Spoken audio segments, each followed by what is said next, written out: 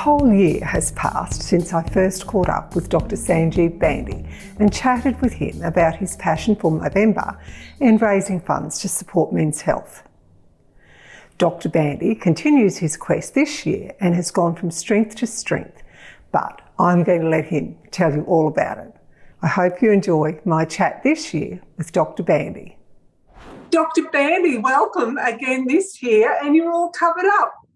Yeah, it's a secret, the new moustache, but it'll be revealed during the interview. Can you hear me clearly? Yes, I can hear you clearly. I can't wait to see it. Every year you have a theme, so it's going to be really interesting to see what you have come up with this year.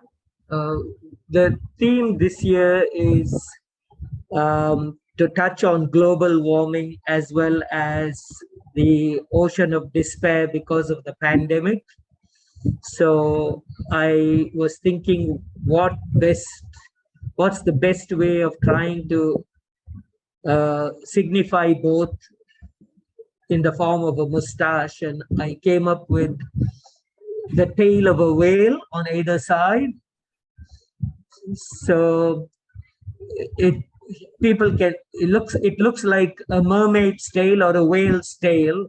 So instead of calling it a mermaid, I call it a momade, M-O-M-A-D-E, but it's a whale's tail.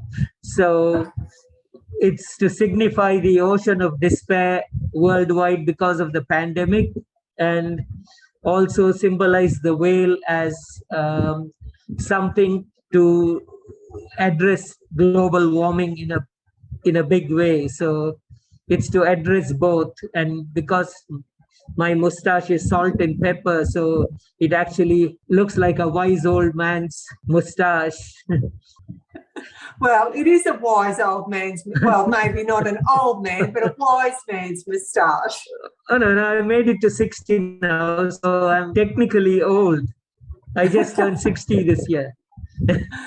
Oh, well, you certainly, there's 60-year-olds and there's 60-year-olds, and I think you're the new 40. I still feel 60.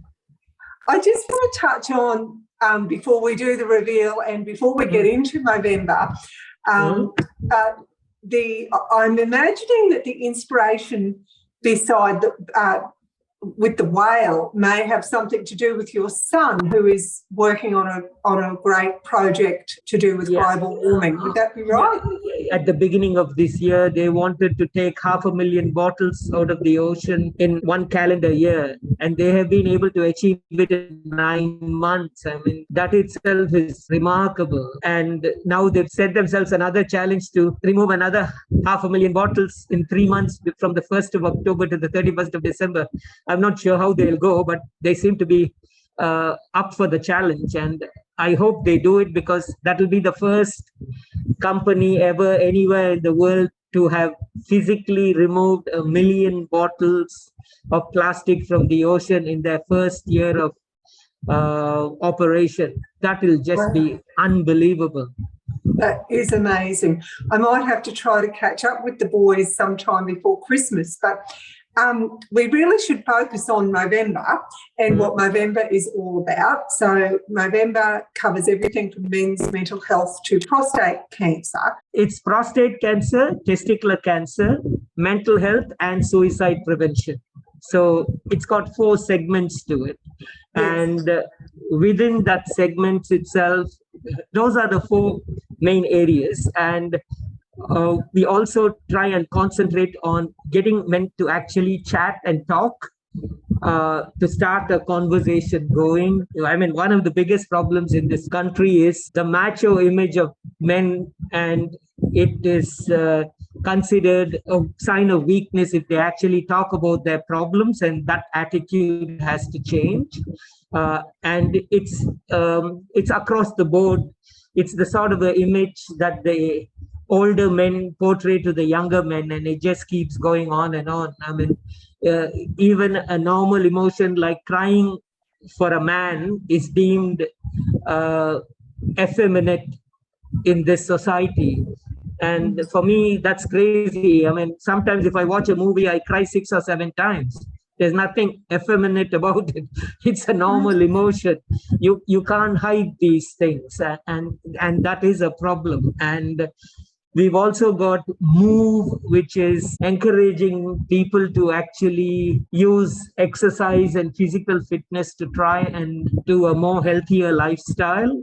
Move came about a few years ago when we found that some of the people were getting tired of growing mustaches. We needed to spice it up a little bit, and we also wanted to try and get more women involved. And that's how Move came in about 4 or 5 years ago, and it's been fairly successful. So that's the way Movember actually has evolved. But you still have the hardliners like me who every year on the 31st of October start with a clean shaven face like a newborn and then grow a fancy mustache to try and raise awareness and funds.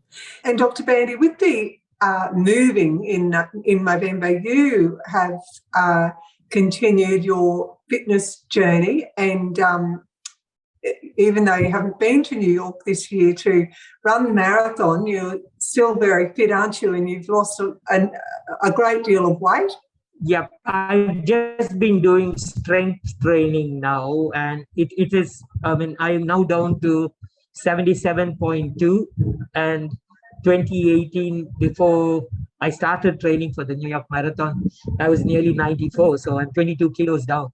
And even if you look at my face now compared to last year, I'm probably 6 or 7 kilos lighter. So once you've reached your goal weight, keeping yourself reasonably fit is quite easy. And it has actually helped me to try and convince my patients to do the same too, because I've said, if I can do it, you can do it.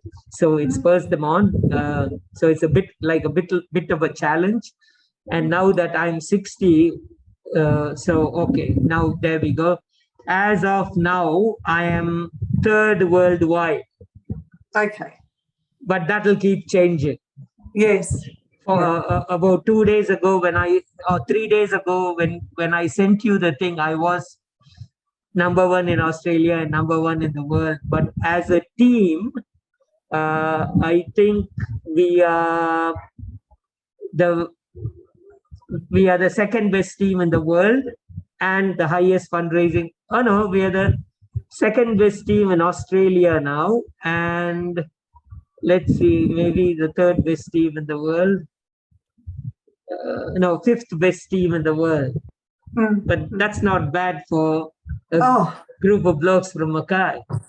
Yeah. That is just amazing, and you do it every year. You're not you are forced to be reckoned with, all of you. Dr. Bandi, I was going to also ask, and you touched on it then, you spur your patients on to being fit, following in your footsteps. I guess you're conscious all the time of your patients making sure that their mental health's okay as well. Yep. I mean, that's something that's, I always tell them that if they needed to talk about anything, I'm only a phone call away. I mean, I think there are very few specialists in this country who actually give their mobile number to their patients. I'm one of them. So they can ring me directly. And personally, for me, a lot of colleagues have said, why do you do that? It'll get abused. It has never been abused. Most patients know I actually have a fairly busy life, and they don't ring me unless they actually have a problem. People are not that bad that they hound you and ring you for every tiny thing. But if they are concerned, they ring. And sometimes they may think it's crazy, but I don't mind allaying their fears and setting them in the right state of mind. And I've had people having personal issues and things like that who have spoken to me, and in lots of ways it's good because they trust me and they want me to guide them through. And on a personal front, I guess I've been through two broken relationships, and I know how it can affect people. So I guess I have empathy, and I got insight into what's happened, and I know I've come out of it just through my own self-help, and I can actually guide them and tell them what to do and get on with life and move on. And I think that's probably one of the biggest issues in this country. If you take youth suicide, there's still so much of youth suicide because young men go hang themselves up after they've had a fight with their girlfriend or something. I mean, that's just crazy. Life has to have a lot more importance than a fight with another person or something. Can't be that bad that you have to take your life for it. And Dr. Bandi, with your fitness and exercise regime, do you, when you're talking to your patients about that, do you touch on with them how that helps your mental clarity and focus? And, yes. And how does that affect you? Yeah. Things like you always address things like breathing techniques and meditation and things. I mean, most of them ask me how I've coped and blah, blah, blah. And I say, this is what's worked for me. And most of you can actually try it and see if it helps you. And if they are really honest and if they want to get on with what it is, they try it and it works. And one of the things that in the last 12 months that I have found really, really life-changing and actually helping keep the fitness going is using things like resistance bands, which actually help to tone the muscle without actually going and running and jogging up the hill or something like that. You can use resistance bands just sitting and for 15 minutes and working or watching television and things like that, and it helps to tone all your muscles, and you can put them on your legs. So it's multifunctional, and you've got exercises now that actually help you do a total cardio workout just with resistance bands. And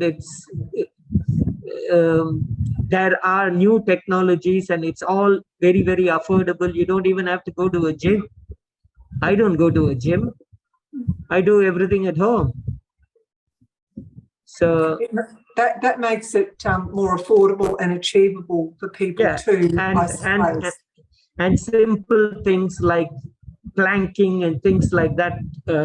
It actually helps you with your posture. Yoga helps you with teaching you breathing, and it builds up your core muscle strength. And that's been the big difference for me. My core muscle strength now is so good. And I guess as we get older too, we have to be more aware because our bones start to lose their density, don't they? So we have to make sure that we keep them strong and healthy, I guess. Dr. Bandi, just with prostate cancer, I was listening to a report this morning that said there's 230,000 men, I think, in Australia today that are living with prostate cancer, and 9 men every day that die. And they said that prostate cancer awareness is actually at the lowest it's been in Australia. So why is that? Because it's a difficult thing to get across to people. The latest statistics from Australian Bureau of Statistics shows that men and women in this country are aging more. So the average life expectancy of men now is 86 plus, and prostate cancer is a disease of the elderly. So more and more men will be getting diagnosed with prostate cancer. That's one part of the story. The other part of the story is we're actually getting better at diagnosing prostate cancer. There is a big part of prostate cancer, nearly close to 45 to 50% now. We diagnose prostate cancer, but they go on something called active surveillance, because not all prostate cancers need to be treated aggressively. They can be watched and intervened only if something changes. And that message is slowly getting through, but it isn't getting through to the general population or to the general practice population as much. And Dr. Bandi, what age do you think is a good age to start? So generally now we've come to the thing that if you have a family history like your father, uncle, brother, then testing should start at 45. But otherwise, we can do something similar to what bowel cancer is and start getting men to test themselves after 50. So you actually have a rough idea as to what it was whenever they go in. And it's another way of trying to get a man to go to a doctor to get a blood test itself is a big thing. If you encourage them to do it once a year on one particular time, then at least there is some continuity of care. Ask any person on the street if he's a regular middle-aged man, when he last saw his doctor,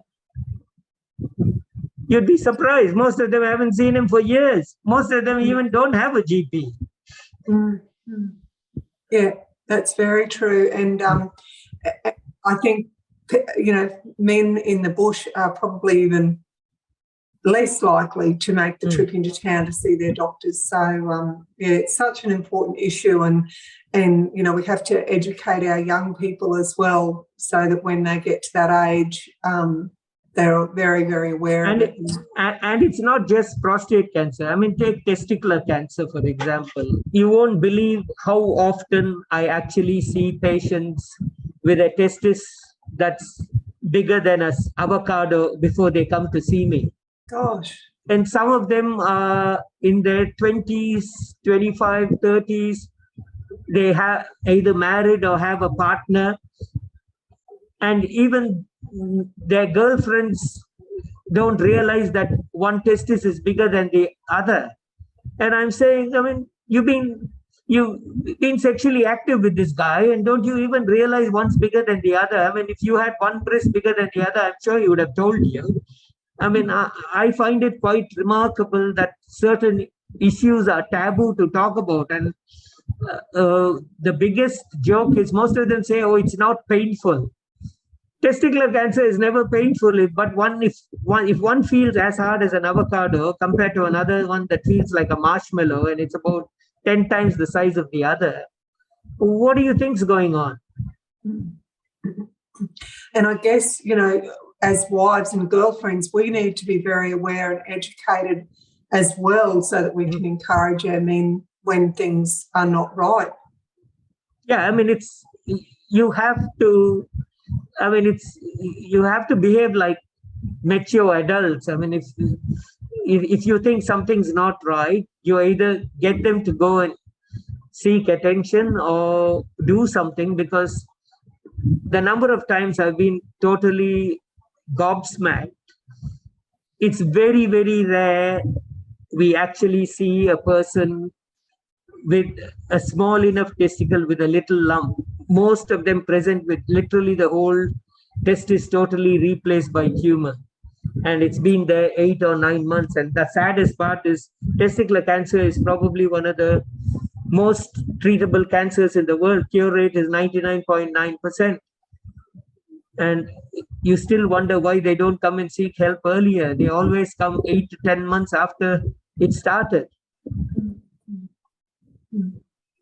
Oh, Dr. Bandi, thank you. They're such important issues. And Movember, apart from raising so much money for men's health across the board, it's such a great reminder for men and their women, the women in their lives, to get checked and make sure everything's rolling along as it should be.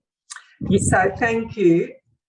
Are we having the reveal today? Are we able to see? I can do it. I can. I'm very interested to see. Once again, go it step by step. Oh. The tail hasn't been fashioned yet. But yay! How shall I put it there? So, so that will get fashioned like a tail. It's only 8 days old, so So I'm sure in another 3 weeks it look pretty bushy. It will. And the salt and I'll pepper have to- slowly. I'll keep you have updated. You will. You have to keep me updated, and I'll make sure I put a photo up at the end of the month and to see like yesterday, I put the first week as a sort of a video clip on Facebook. You'll have access to it. Okay. I'll do week 2 again. So as it transforms into a dual whale's tail, you'll get the pictures. And the web and my MoSpace gets updated every day anyway with the evolving mustache. That's fantastic. And so good luck in reaching all your goals this year, and to your team as well. Oh, you haven't commented on my flashy mustache this year? Oh, I'm sorry. I've been 3D printing these. So what's that one made out of, Dr. Bandi? It's just 3D plastic resin. I just use a 3D printer and come out with this. So I've made one like this, and there's another one. Where is it? I have to go and get it, but I can show it to you on my phone, which has a different shape to it. Oops. Look at that. Oh, yes, I see. And is that made from resin as well? Yep. Yeah. And then I have flashy ones like this. Very nice. So they're all talking points. And now that we've got COVID now, so I made loads of masks that they're amazing. Help me spread the message. So I've got a vest that I'm wearing now. So if I take this off, 1 second.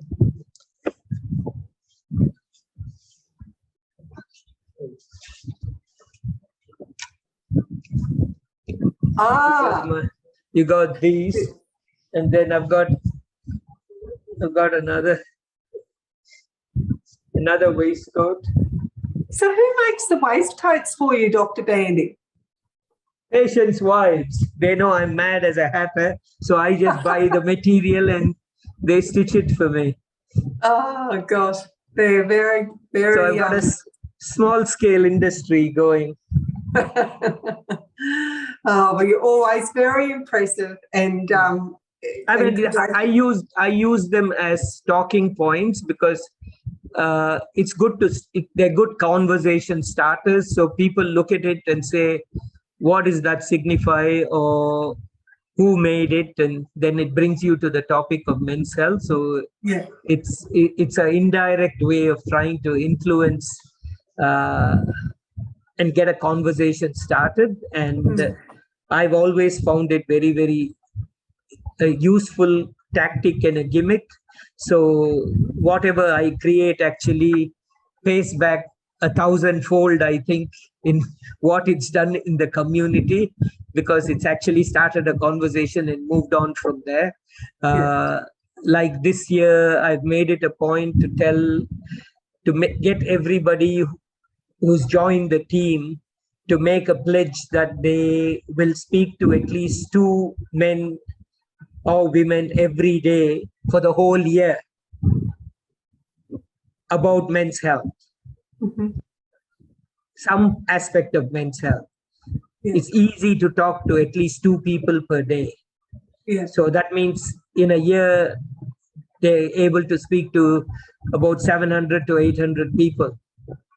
And what I try to tell them is, the people you speak to, you should have enough confidence that they will speak to 2 people every day for the rest of that year, so that it's like a tag. Oh, that's amazing and very achievable, especially for people. So that's what I'm trying to encourage now. So all the young men that I've done operated on this year for testicular cancer, I basically told them that's what they have to do. Some of them have started their own teams. Some of them have joined my team, but that's their job. So that's the way they pay back to the crusade, because the advantage they have is they've got empathy. They've been in the same boat. So it's better coming out of the horse's mouth. Yes, yeah, absolutely. Dr. Bandi, thank you so much again. No problem. And yeah, all the very best. And we'll be watching very closely how the rest of the month plays out, and hopefully you'll cross that finish line. No problem. See you again. Bye-bye. Thanks so much for watching our video. I hope you enjoyed it, and please try to remember to just click on the subscribe button so we can keep you updated with everything that's happening. Thank you.